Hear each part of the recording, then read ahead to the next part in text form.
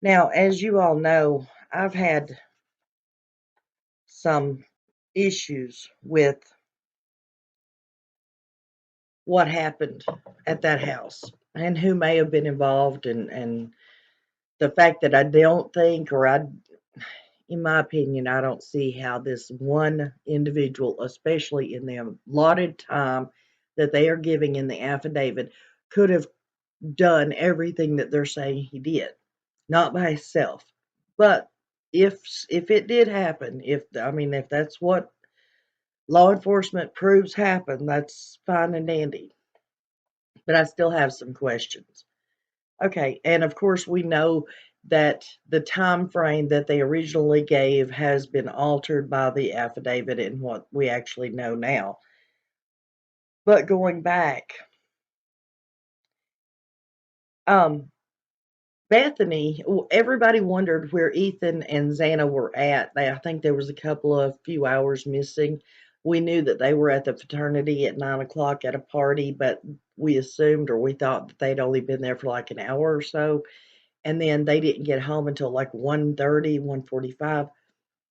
Well, now Bethany supposedly has came out and confirmed that she was also at that party at the fraternity, and she can verify that Ethan and Xana were at that party from 9 o'clock until 1:45. Okay, and that's fine and dandy. That's no problem. But then Bethany says that she estimates they were at home at 1:45 because everybody was in the house by 2 o'clock. So does that mean Bethany was at herself home at 1:45 and can verify that they came in at 1:45? Or if okay, if everybody was there at 2 o'clock and Ethan and Xana left the party at 1:45, Bethany was still at the party and they left before her,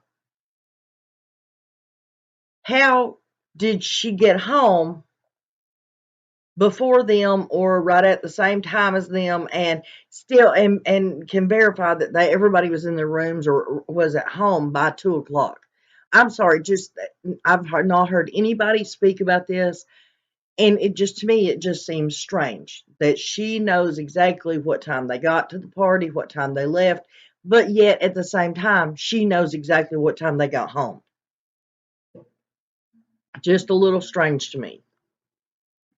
And it wasn't just Bethany, it was Bethany and Dylan that verified that everybody was at home by 2 o'clock. So, you know, what time did Dylan get home? Okay, now it goes, I'm gonna skip forward. It says that Kaylee got a DoorDash at 4 o'clock. Okay, so we know that everybody was still okay at 4 o'clock. Bethany or Dylan or whoever, what Dylan I think it was, heard the doorbell ring. It was DoorDash, right? Fine. Okay. Then Dylan went to bed, went to her room, went to sleep on the second floor, in her bedroom on the second floor, which I'm assuming was right under Kaylee and Madison's, where they were at. At 4:12, Kaylee was on TikTok. So we know as of 4:12, Kaylee and Madison were fine.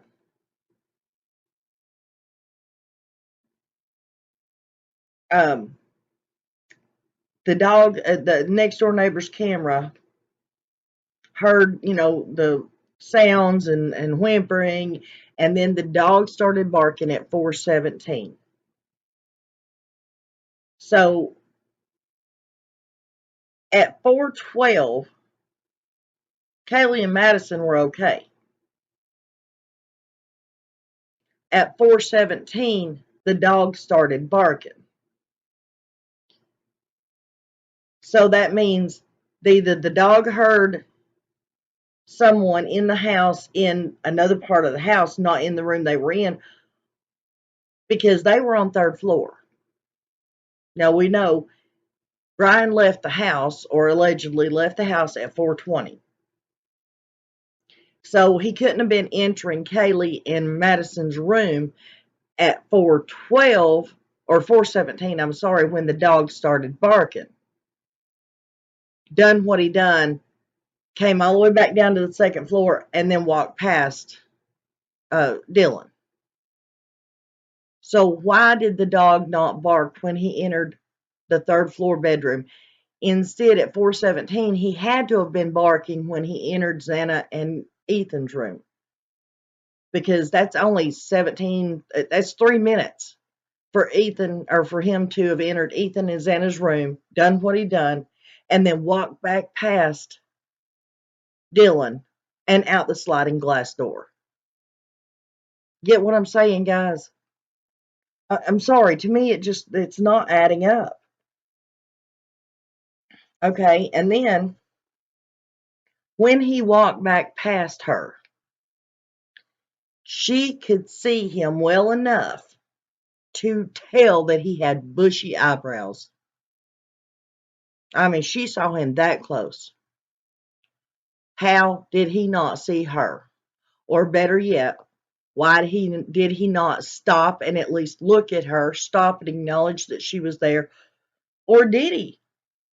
Maybe that's why the footprint was in front of her door. I mean, if you look at the floor plans, guys, if he was walking out from Xana and Ethan's room and past that bedroom, how close was he to that doorway? Where was that footprint at? And why would it be that close to that doorway if he was walking out the back door? Look at the floor plans, guys. I don't think you have to go very close to that doorway to get out the sliding glass doors. And I've got one last question, and then I'll stop. Tell me, and maybe I'm just misunderstanding, misconstruing what was said in the affidavit or something. As I've said before, I'm not an expert on this case. I'm not as caught up as most of all of you are. But these things do, when I hear them or see them, they bother me. But tell me why law enforcement says that because Dylan said she did not recognize this guy, that's when the guy left. Or they assume that's when he left. Because she says she didn't recognize him, that's when they assume he left for good. What does her recognizing him have anything to do with him leaving? Makes no sense. And that just bumfuzzled me, and I just want some clarification on it because, But those are my questions from that affidavit. Maybe some of you have more insight into it. Maybe, some of you can understand what's being said better than I do. But give me your thoughts on it. And as I said, the affidavit in its entirety will be, it's playing behind on the screen now, and it will play in its entirety in case you all want to turn the volume down and just read the entire affidavit. So until the next video, guys, until I have more questions, let's say prayers for the families. Let's say prayers for the survivors. Let's say prayers for law enforcement and all the judges, lawyers, DAs, whoever is involved in this case and has to live with this gruesome incident day in and day out until the case is solved. And for the parents and family members, they're going to have to live with it from now on. So let's say prayers for them. Keep them in our thoughts. And I'll see you on the next video, guys.